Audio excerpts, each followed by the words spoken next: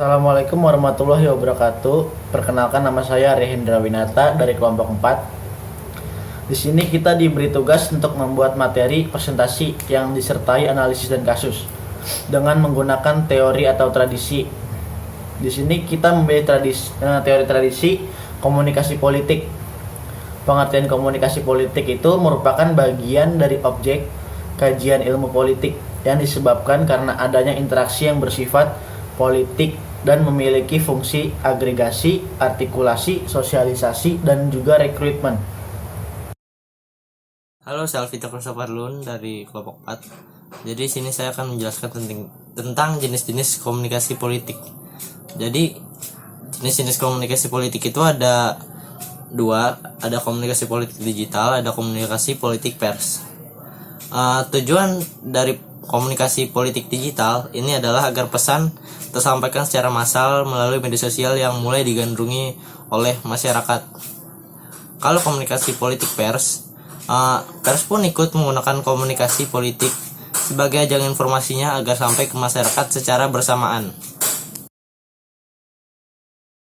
Perkenalkan, nama saya Safira Malia Magdalena dari kelompok 4. Di sini saya akan menjelaskan tentang fungsi-fungsi komunikasi politik.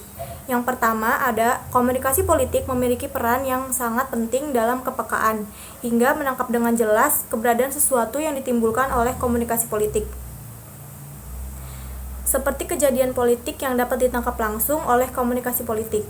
Nah, yang kedua, komunikasi politik ini nantinya akan diperlukan dalam komunikasi internasional, hubungan internasional, dan ruang lingkup internasional komunikasi politik.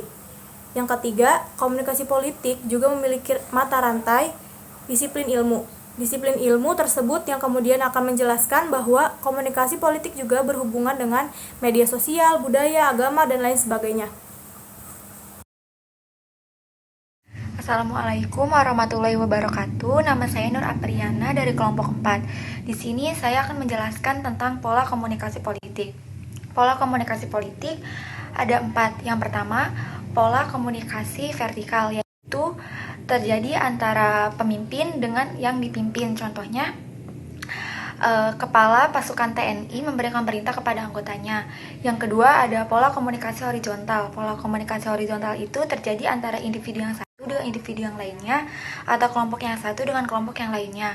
Yang ketiga, ada pola komunikasi formal. Pola komunikasi yang terdiri dari organisasi-organisasi formal seperti ASEAN, lembaga swadaya masyarakat, dan juga OSIS.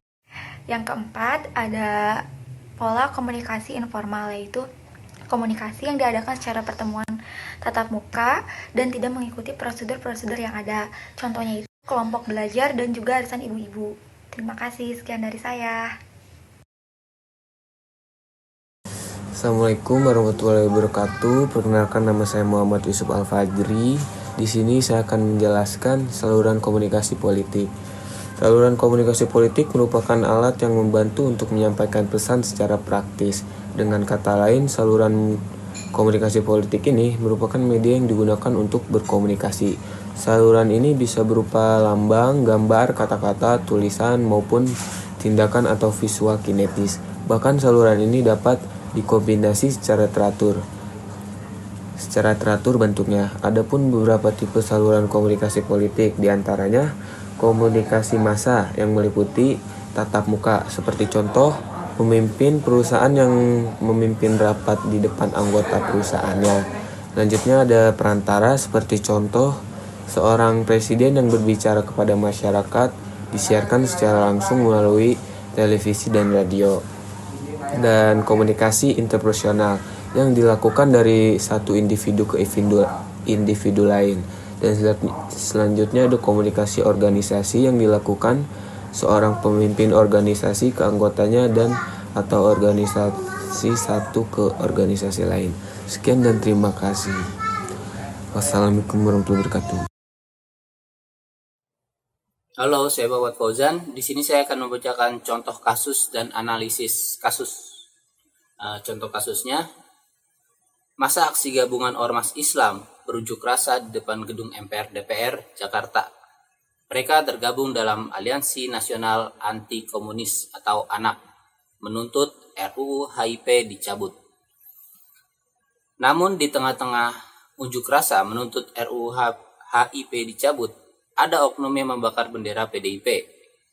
Tak terima bendera partai yang dibakar oleh oknum pada aksi pada tanggal 24 Juni itu, masa PDIP Jakarta Timur mengadakan aksi protes unjuk rasa menuntut kejadian pembakaran tersebut diusut. Ketua Umum DPP PDIP Megawati Soekarno Putri merespon pembakaran bendera yang terjadi di depan gedung DPR tersebut, langsung mengeluarkan surat perintah.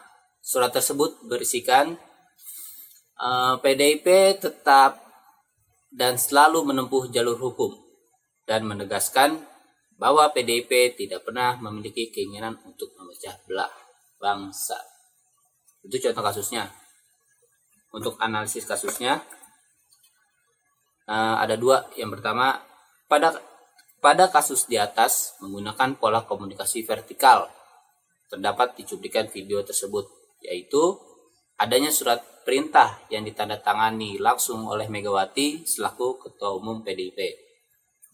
Yang kedua, pada kasus ini menggunakan komunikasi pemimpin, di mana Megawati membuat surat SK yang berisi tetap jaga barisan, tempuh dengan jalur hukum, dan tetap jaga persatuan bangsa.